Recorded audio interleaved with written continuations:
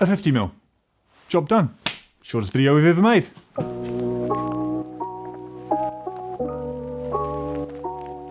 This little gem is often less than £100 on Amazon brand new, and at f1.8 it's plenty sharp enough to drop even the smallest room out of focus behind you. Plus, because it's so sharp, you'll get away with not investing in those humongous aperture lights that everyone seems to have, including us. At least we're a production company, so we use them professionally as well as this shtick. But the 50mm is so sharp and bright that it's often got us out of a scrape when we've had to travel with only a single panel light to remote jobs. I will mention its limitations though before you get too excited, because I'm currently selling it like it's the only lens you'll ever need. It's no good for selfie-style gun and run handheld videos, because at 50mm you would need very long arms to get an acceptable frame.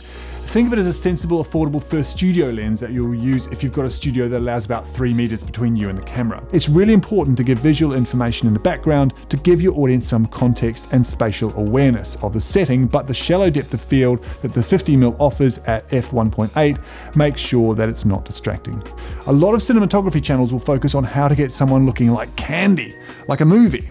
Although I agree it looks amazing, it's not very practical. A lot of these setups will take 30 to 40 minutes tinkering around with a subject in shot, and if you're by yourself, that's going to be really difficult.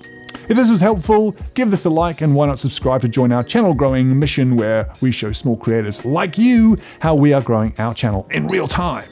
There's a lot of production behind the scenes like this, and also a lot of data crunching as Ed looks at things that are working and things that aren't. Basically, we'll try to make all the mistakes so you don't have to. Now watch this video if you want to know the difference between lav mics and shotgun mics, or watch this video for our top 10 production tips.